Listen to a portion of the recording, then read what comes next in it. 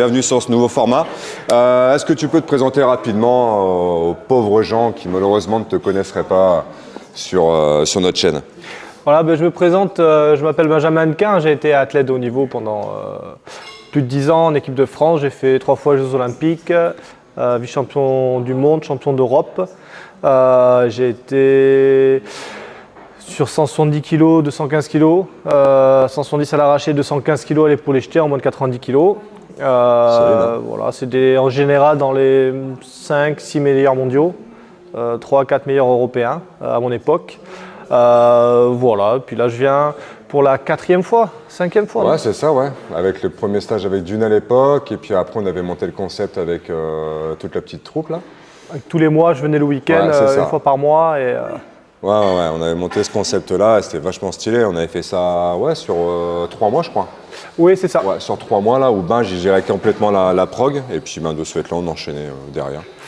Donc là, petit stage à Saint-Quentin, donc on va pouvoir commencer un petit peu. On va se faire une petite session de bac tranquillement. Tu vas essayer de ne pas être méchant avec moi? Bon, oui, bien sûr. Ouais, ouais. Tu verras, on y va, c'est cool là-dessus.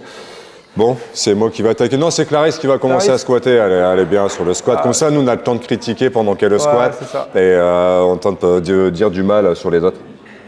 Je pense pas qu'elle aille à lourd, là, quand même. Hein, ça va aller, là? Puis c'est une fille, en plus. Ouais, c'est une fille. Tu crois que c'est autorisé pour les filles de squatter aussi lourd? Tu peux nous faire un squat de fit girl? Hein? Moi, j'aime bien voir les squats de fit girl. Hein? Bah ouais, il faut faire les squats de fit girl. Ah, ça, c'est pas un squat de fit girl. Ça, c'est un vrai squat. Ouais, mais là, ça va pas, parce que là, elle va se faire mal au genou, là. Ouais. Elle descend trop bas. Ouais, fais attention, donc il faut pas descendre trop bas. Voilà. Ouais, là c'est mieux, là. Voilà. Ton genou, faut pas que dépasse la pointe de pied. Hein. Ouais, surtout pas, c'est trop dangereux. Voilà.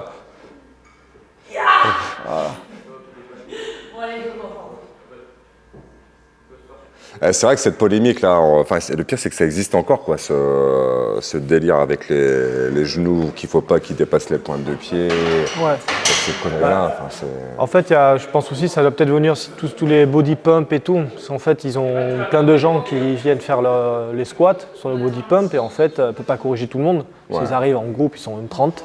Ouais. Donc je pense en fait pour pas que les flinguer, pour qu'ils gardent une position éventuellement propre. Ils vont essayer de ne pas descendre trop bas en fait, pour s'arrêter là, ils font des quarts de squat quoi, mais moi je vois que ça, sinon ils sont en train de les tuer quoi. Ouais, non, clairement c'est ça, mais surtout pour celles et ceux qui débutent le crossfit, en soi, pour que le squat soit transférable, en haltérophilie, c'est au plus bas possible quoi. Ah non mais c'est clair. Ouais, t'as vu les gamines en plus? Oui, tes gamines, quand petites, les gamins ils sont là quoi. Ouais, une position naturelle d'un enfant, c'est être en bas, fesser tranquillement.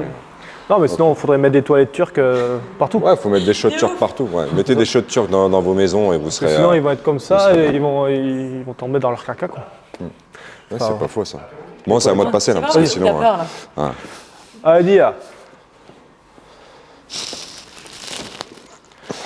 Quel conseil, Benjamin, tu pourrais donner à quelqu'un qui vient de débuter le crossfit ou l'haltérophilie, le squat, ce genre de. Enfin, même le powerlifting, tu vois? En fait, moi, d'abord, c'est de commencer par la base. Comment commencer par la base. Et en fait, essayer de ne pas travailler au départ sur des charges en fait, qu'ils ne peuvent pas maîtriser. Quoi. Essayer de trouver de la profondeur dans les mouvements. Même si le mouvement n'est pas, même si la profondeur, la position n'est pas parfaite. Si le dos s'arrondit un petit peu, au poids de corps, et d'essayer petit à petit, d'essayer d'avoir sans poids et c'est petit à petit d'arriver à avoir une bonne position. Quoi. Ouais, vraiment privilégier l'amplitude que de vouloir charger comme des mulets, parce que malheureusement, c'est pour ça aussi que le crossfit a mauvaise réputation. Ouais. C'est des gens qui veulent charger un peu dans tous les sens et qui n'ont pas forcément la mécanique du mouvement, puis qui se baisent directement. Quoi. C'est ça qui est totalement fou. Après, sur le nombre de pratiquants aussi, si on fait il y en a peut-être moins au foot. Peut-être au foot, il y a plus de blessures aussi. Ouais, non, sur le ratio complètement. Avec l'équitation, ce genre de sport-là, quand tu as une blessure à l'équitation, tu sais que tu te fais flinguer la gueule. L'idée lui te pas. Non, et puis il y a aussi le travail d'ego, il y a beaucoup de gens qui se regardent. Alors, c'est des gens aussi, certains qui arrivent de muscu, beaucoup de la muscu, qui veulent se changer un petit peu, mais après qui regardent les autres, et ça c'est pas bon. Un peu de. Ouais, c'est vrai. Un peu. Les garçons, Ah, vous le voyez ça, ouais? Ouais, Beaucoup si, ici, moi, au début. aussi, Moins maintenant aussi. Et au départ, quand tu demandes à un garçon de décharger et tu es une fille. La barre, hein? Ouais. Ouais. Je sais pas si on peut le mettre ça. Si, t'inquiète pas, hein. Non. Bah, c'est des blagues un peu potaches. Ouais, mais bon, c'est ce qui passe en même temps. Mais ouais, c'est vrai que c'est pas ces débats-là, et ça reste des débats éternels. C'est juste ce truc du. Les garçons, pour moi, aujourd'hui, c'est de plus en plus difficile de trouver des gars qui sont coachables. Ah ouais. Tu sais, t'as vraiment Ouais. cet esprit d'ego, tu sais, comme tu dis, où les gars, ils sortent des salles de muscu, etc., qui arrivent dans le crossfit, qui veulent tout de suite un snatch à 100 kg, qui veulent back squatter 200, et puis de ce fait-là, ben, Puis c'est... qui trichent pendant les reps. Non, mais c'est Ouais. ça. C'est, on ouais. s'en rend pas, Les tricheurs de rep, on vous voit, clairement. Comme dirait Nono, les tricheurs, on vous voit. Clairement, c'est hallucinant, mais tu les vois passer, quoi. En plus, c'est pour eux, en fait. Il n'y a aucun. Aucun intérêt. Il n'y a aucun intérêt à... Pas pour l'évolution. Tricher. C'est vrai. De toute façon, vous le voyez, hein, les gens qui. Ouais. Ah, c'est terrible. Allez, on parle. C'est à toi, on t'attend. Tu veux que je fasse un squat? Allez. Tu veux faire un pistol là, non? Ah, attends, mais je vais passer là, de toute façon, c'est le même poids. Ah ouais. Ah, tu vois, Voilà, parce ouais, que la fois, je mets sur la pointe de pied et Eddie, il est trop grand, quoi. Alors, je vais essayer de ne pas déchirer mon joli pantalon.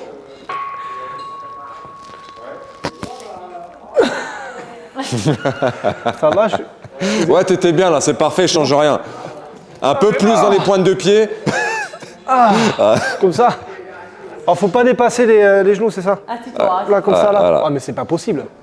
Ah, je sais pas comment les gens font, mais... Ah ouais. Alors, le squat. Pied un peu plus large que le bassin, pointe de pied un peu vers l'extérieur. On descend droit. Essayez d'avoir les genoux dans l'axe, le point de pied, et on remonte, tout simplement. C'est facile. Et là, Voilà. on remonte. Ça, c'est le tuto Contrôle, Nadine et Benjamin on du squat. Ouais. Ouais. Il vous fait la même Après, chose à c'est- 300 kg après derrière. Après, moi, ce que j'aime bien faire aussi chez les débutants, c'est avec un KB, en fait. Oui, en gobelet. Ouais, on peut faire. Même chez les gamins, pour apprendre à fixer le dos, bah, tout simplement, on fait faire le gorille. En plus, tu vois, faire le gorille, là, bam, bien droit. Vous avez l'habitude d'avoir le descendre bien droit. Après, ce qui est compliqué, c'est qu'on a la barre sur la nuque, d'arriver à le refaire, mais déjà le faire petit à petit, en fait, par palier, quoi. Mais comme quand vous montrez la gym, après quand vous montrez la gym, il faut avoir quand même des bases Oui. avant de chercher de faire un balancier, avant de tout Avant ça. de faire un keeping, etc., t'assurer que tu as assez de force dans ton grip, bien assurer que tu t'actives bien les bons muscles sur le keeping, quoi. Ouais, c'est par palier, tranquillement. Puis après, il y a du temps. Puis après, il y a tellement de manières aussi de se la coller. C'est-à-dire, si la personne a un peu de mal en squat, elle peut se la coller, je sais pas, sur les ergots, elle peut se la coller sur des fentes, elle peut sur d'autres mouvements. Donc en soi, c'est des mouvements quand même très importants, mais on peut quand même, pour les débutants, ils peuvent se la coller n'importe comment en fait. C'est pas compliqué. C'est à qui de passer? Et ouais, ça va être à moi. Et toi, t'as commencé à quel âge, l'haltéro, rappelle-moi? J'ai commencé à l'âge de 11 ans. Ok. Et comme on disait à l'époque, on n'était déjà pas en train de dire le fait de porter des charges pour des enfants, c'est si, il y avait c'est déjà eu mauvais, ça. etc. Enfin, il y a tous ces polémiques-là qui existent encore aujourd'hui. Enfin, je trouve ça totalement fou. Ouais, mais il y avait ça, mais en fait les médecins, oui, parce qu'en fait le peur, en fait, les gens confondaient en fait à cet âge-là, on ne soulève pas lourd. Donc on va, comment dire, on suit la croissance du gamin. Il n'y a pas de perte de poids à avoir. D'abord, il faut avoir une belle technique, et puis après on monte progressivement en charge. Mais c'est à partir de 13 ans, 14 ans. Enfin, pour ma part, quand la technique était bonne, là, on peut commencer à mettre lourd. Oui, de toute façon, même adulte. Oui, là. Commencer par la technique finalement. Donc, bon, Oui, exactement. carrément. Ah, Eddie. Bah allez, on n'est même Ah, pas mais t'as chargé. sorti les Romaléos en plus. Ben oui, juste pour toi. C'est chaud. Ah, ça y est, là, c'est... Benjamin, je me compte, hein, parce qu'il a pas monté. Ouais, à 40 ans, voilà, éviter de faire trop de sport. Privilégier le canapé, Netflix. Et après, toi, Eddie, t'es un peu aussi l'exemple de. Moi, quand j'étais venu, c'était quand? Il y a 3 ans, je crois. Ouais, il y a 3 ans, ouais. 3 ans. Entre 3 ans et puis après, bon, avec les réseaux, quand je vois les lifts que tu fais et tout, il y a quand même une énorme progression. Et toi-même, par rapport à ça, tu t'aurais vu il y a 10 ans faire ce que tu fais maintenant ou pas? Et ton douleur de Non. dos, tout ça? Non, carrément. Bah, moi, j'ai abandonné de toute façon ma carrière dans les arts martiaux à l'époque, juste par rapport à un médecin qui m'a dit bon, bah voilà, deux opérations dernier discal, c'est terminé, vous ferez plus rien. Et ben, à l'époque, quand c'est un médecin qui te dit ça, ben, toi, tu t'arrêtes bêtement. De toute façon, il n'y a plus d'espoir. Tu vas faire de la kiné, un peu c'est ça, un peu de kiné. On va te se foutre des électrodes sur le cul qui servent strictement à rien. Un mec qui va te faire courir dans la piscine, génial, merci. Mais ça ne te servira à rien. Et en soi, ben, le fait de bouger, faire attention à sa mécanique de mouvement et recharger, ben, mine de rien, tu reprends confiance en toi, tu te remuscles. Et puis ben, aujourd'hui, je touche du singe. Ça me permet de squatter, de me faire plaisir avec les copains, sans être à l'abri des petits bobos de temps à autre. Mais parce que c'est pareil, il y a un moment on a du mal aussi à accepter que 40 balais, tu récupères moins bien, donc tu veux te tirer la bourre avec les gamins, etc. Mais après ça c'est juste des petites conneries de tous les jours. Oui, puis de temps en temps, voilà, faut montrer qui est le patron aussi. Donc, ouais, c'est ça. Tu leur mets un petit coup de pression là, et puis. Mais oui, sinon lui recharger, se faire plaisir sur du back squat, sur du deadlift, etc. Enfin, moi j'ai eu énormément de mal à reprendre confiance avec le deadlift, par exemple. Ah ouais. Le fait de tirer une barre du sol et de la ramener dans les hanches, ça me faisait flipper. Une barre à 100 kg, elle me mettait en stress. Ouais. Parce que je me disais, là, je vais me blesser, c'était sûr. Mais il a fallu que je prenne sur moi, me créer des petites routines. À l'époque mentalement, et puis maintenant on fait plus attention et puis on y va, quoi. En faisant un truc propre, tout ça, hernie, voilà, tu fais quand même du deadlift à 180, 190, ouais, tu fais des squats à 160, 150, 150, ouais. 150, tout ça, puis t'es en bonne forme. Ouais. Même en des hernies, quoi, donc c'est pas une fatalité en soi, quoi. Bah non, parce que moi j'ai été opéré 2 fois, donc L4, L5, L5, S1. Et aujourd'hui, les 2 sont revenus. On le voit même pas, hein. Franchement, t'as pas l'impression, on voit pas. T'as pas de. Tu penses pas, de toute façon, il faut vivre avec de toute façon. Mais le problème, c'est qu'aujourd'hui, c'est vrai que l'hernie discale en soi, dès que c'est diagnostiqué, les gens, c'est un coup de panique, c'est frein à main surtout, et même les médecins te mettent un frein. Ouais, parce qu'eux, ils veulent pas prendre de risque aussi, ils veulent pas dire oui, vous pouvez. Enfin, c'est pas un médecin du sport, c'est compliqué. C'est ça. Mais clairement, pour les gens qui ont mal au dos, moi, ce que je dis tout le temps, on leur dit tout le temps à la salle, bougez. T'as mal au dos, tu bouges, et à un moment donné, ça ira mieux. Elle, c'en a été le parfait exemple, là, avec sa blessure au niveau du snatch. Là, c'est une fracture. Ouais, là, c'est carrément sur une fracture. Ouais. Ah oui. Et voilà, elle a pris Toi, son tu as temps. été blessé pendant ta carrière?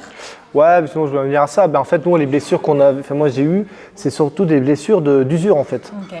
C'est, en gros, j'ai eu une protusion à 18 ans du dos. En fait, je crois que c'est juste avant l'hernie.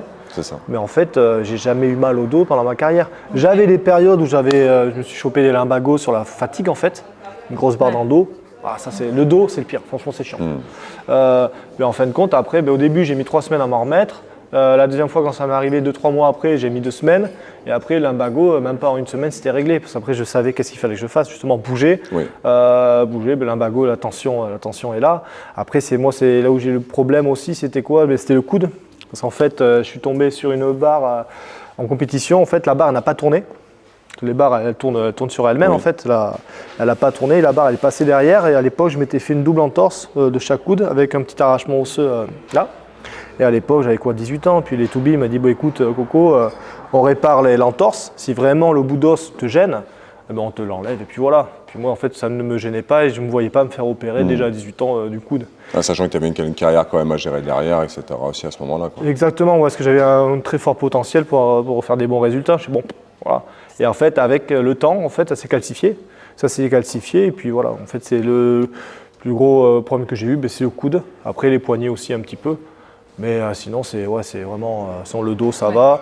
Il y a les genoux aussi, après il y a un peu tout le squelette. Mais après, c'est pas du sport santé, quoi. Franchement, on s'entraînait peut-être, on m'entraînait plus de 12 heures par semaine. Et plus, non, même plus. On m'entraînait dans les 15-16 heures par semaine, en faisant 4-5 séances de squat par semaine. Pas des séances tout le temps lourdes, mais puis de l'arracher, de l'épauler, du renfort. Donc à un moment, c'est normal que... Ouais, le volume fait que, mais il y a un moment, malheureusement, même si on est là pour éviter les blessures, là, quand tu viens chercher de la performance, tu sais que tu es toujours en train de jouer un peu avec les limites de ton corps, quoi. C'est la petite, comment je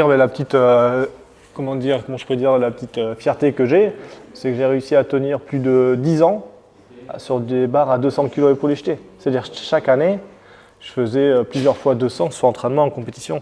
Donc c'était pas sur mon pic de forme, c'était ma base. Ouais, pour avoir cette base-là, il faut s'entraîner. On se reposait quoi? Je prenais 2 semaines dans l'année, je faisais rien. J'allais, j'allais en discothèque, voir les filles, tranquillement. Tout ça, voilà, faire un peu. Mais après, le reste du temps, c'était que de l'entraînement. Donc après, entraînement tranquille, souvent les périodes, mais après, voilà, beaucoup de renfort. Et après, voilà. Après, il y a une capacité aussi à être très fort en jambes. À 15 ans et demi, je faisais déjà à 200 et c'était une bonne base, quoi. Après, il fallait juste entretenir. Ouais, c'est ça. Il fallait seulement Déjà pas mal, entretenir. Mais les genoux, après, ouais, les genoux, mais là, j'ai pas mal. En fait, là, j'ai mal nulle part, hein. C'est juste, en fait, par exemple, ben là, si je veux prendre une barre avec la souplesse, avec le coude, en fait, là, je suis embêté. Mais je peux faire autre chose, en fait. Oui, tu peux quand même bouger, Ouais, donc te faire du deadlift, du bench. Oui. Moi, bench, peut-être un petit peu moins quand même. Ouais, un peu, mais faut pas que je tende à fond, en fait. Ouais. Faut que je reste un peu, voilà. Parce qu'en fait, tout ça, c'est un peu compliqué, mais après, de toute façon, c'est normal, hein. C'est normal. Ça aurait été mieux que ça soit juste, pas par blessure, mais à un moment, voilà, c'est les risques. C'est les risques, et puis tu peux pas faire du sport à haut niveau sans avoir mal. Enfin, pour moi, ce n'est pas concevable. Enfin, de faire tout ce que j'ai fait, parce que j'étais là vraiment au-delà des limites, en fait. Ouais. Et après, tu le payes plus tard, mais bon, après, ça n'empêche pas d'aller jouer aux fléchettes. Moi, c'est un peu le truc qui me fait peur là aujourd'hui, c'est, tu sais, en CrossFit, il y a toutes ces, il y a énormément de programmateurs maintenant, toutes ces progs qui sortent un peu à droite à gauche et qui peuvent emmener certains des adhérents à fédérer, tu vois, parce qu'ils Ouais. font quand même du bon travail, etc., sans problème. Mais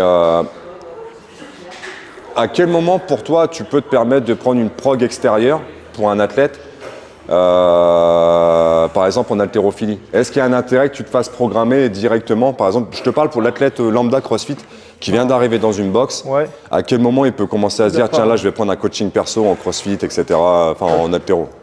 Moi, je pense que c'est à partir du moment où, en fait, où il y a, comment dire, où ça, il veut changer tout simplement, ou s'il y a vraiment une stagnation. Ouais. Par exemple, en fait, une prog, à proprement parler, qui a un œil extérieur, je trouve que c'est plus important qu'avoir une prog, en fait. Parce que c'est un œil extérieur, enfin la prog, voilà, ça reste de l'arracher, de l'épauler jeté.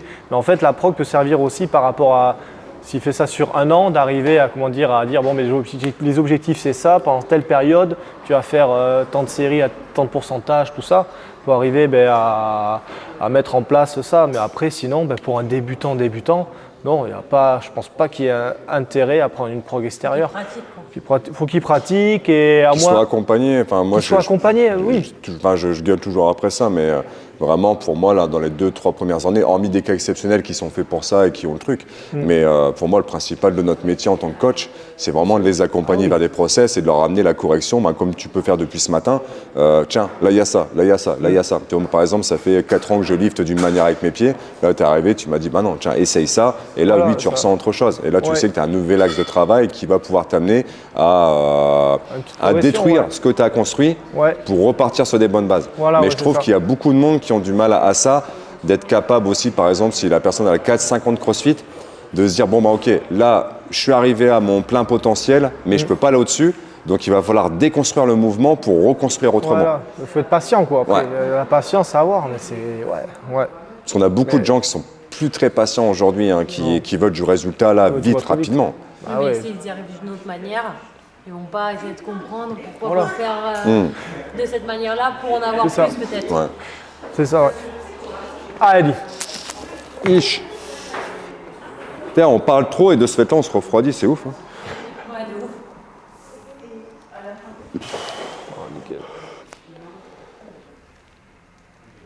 C'est beau de voir un grand squatter quand même, je trouve. Merci. C'est beau. Non, mais c'est vrai. Pas attendre dire ouf, elle a déjà les Non mais regarde, ouais, voilà, regarde. 1, 2, boum, cul par terre. Voilà. Allez, ça un peu plus. Voilà. Je pense qu'elle pourrait taper le cul par terre. Si elle insiste un peu. Wanky. Attends, je vois pas là. Ouh. Ouais. Ah, là, c'était pas mal la dernière rep là. Mais derrière, c'est bien en plus, tu fais les chaussures d'haltéro des fois, non? Que chaussures plates. Ouais. Et pour terminer, qu'est-ce que le sport t'a apporté généralement dans ta vie, dans ton mindset de tous les jours, dans ta façon de voir aussi la vie? Parce que c'est vrai que le sport nous permet un peu d'affronter certaines choses. Même par rapport à tes enfants, Ouais. parce que t'as un peu. Par rapport, moi, le sport, ça m'a apporté déjà une stabilité, quoi. Avoir des objectifs. Même étant tout petit, hein, le fait d'après de sortir de l'école, d'aller régulièrement à la salle, C'est ce que tu dois tu faire. fais une routine, ouais, c'est ça. sais ce que tu as à faire, tu as un objectif, tu vois des amis, des copains. Puis après, tu te challenges, quoi. Parce qu'au début, quand je suis arrivé en faisant de l'haltérophilie, je savais que j'allais avoir des capacités. Parce que mon père a été très très très bon dans ce qu'il faisait. Il faisait un peu d'haltéro, mais surtout de la force athlétique. Et bon, je savais que le côté génétique, Ouais, que ça allait suivre. ça aide beaucoup. Ton père au squat ou pas? Non. Non, parce que lui, il était à moins de 80 kg. Et bon, après, c'était à l'époque, il avait des bandes, mais il avait déjà triplé de 280. Bon. Bon, avec les bandes. Ouais. Mais en fait, il pesait 79 kg. Moi, j'en faisais 93. Donc, par rapport au poids. Le tout ça. poids, rapport ratio. Et donc, en fait, lui, quand il a commencé à haltéro, il faisait quoi, 110, 140, mais il pesait 67 kg, mais il faisait les squats et les tirages aussi lourds que les haltérophiles en équipe de France. Du coup, il s'est dit, bon, vas-y, je vais faire de la force, quoi. Je vais pouvoir aller en compétition avec un meilleur niveau. C'est pas pour dire que voilà, je vais être meilleur qu'eux. C'est vraiment pour augmenter, quoi, parce qu'en fait, il stagnait sur l'haltéro. Donc après, il a commencé tard. Lui, à la base, c'était un lutteur. Il est parti de la lutte et il est parti faire de l'haltéro. Et puis voilà, mais après, ce que ça m'a apporté aussi, c'est les objectifs, aussi un cadre de vie, quoi. Ouais. Faire attention, surtout quand tu as 17 ans, tu commences à faire à vouloir faire un peu de bêtises. Du coup, t'en fais, mais C'est modéré, quoi. Voilà, ouais, c'est ça. Et non, ça a pris pas mal de choses et surtout les voyages, quoi. Parce que les voyages, j'ai été partout dans le monde. Donc il y a ça aussi, quoi. Dire qu'en France, on n'est pas, même s'il y a quelques soucis, on n'est pas si mal que ça quand même. Non, on n'est pas si mal loti que ça quand même. Si on veut travailler, on peut. Au niveau de la santé, moi j'ai vu pas mal de choses dans d'autres pays, c'est assez compliqué, quoi. Bon, maintenant tout le monde le voit avec les réseaux. Oui. Mais être dans. Ouais, le vivre. Le vivre, ça peut être compliqué aussi.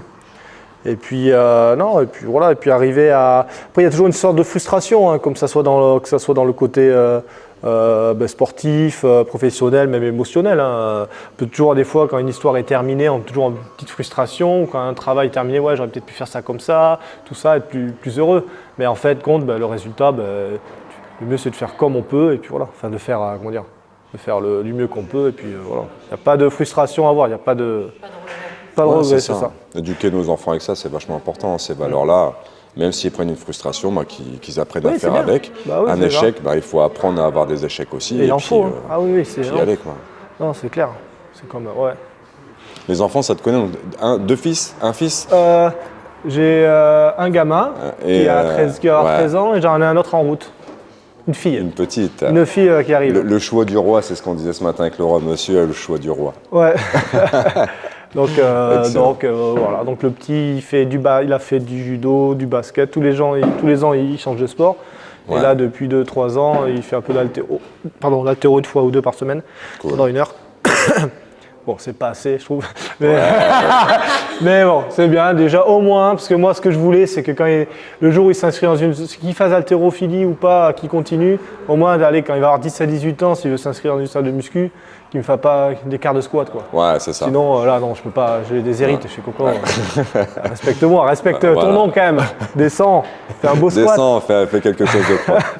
Et donc voilà. Bon, ok, c'est cool. C'était cool. Là, on a encore un long week-end qui nous attend. Cet après-midi, on a donc clean and jerk, c'est ça? Exactement, ouais. Clean and jerk, focus sur le jerk, clean and jerk. Après, on va passer sur un peu de squat et tirage. On va faire des squats et tirages aussi. Voilà. Bon, c'est cool en tout cas. Merci d'avoir pris du temps là pour cette petite vidéo. Et puis, on va kiffer tout le week-end tous ensemble. Et puis, ça va être parfait. Yes. On sera bon là-dessus. On va aller recharger les glucides. Ouais, là on a faim, là on va les grailler. On attend Roxane qui va nous ramener notre guide. Roxane, on a faim nous. J'y vais là. Ouais. Voilà, donc on a un service technique nul à chier, mais en soi, on va faire ce qu'on peut pour manger après. Merci les gars. Merci. Bon, double tape, et puis on est bon.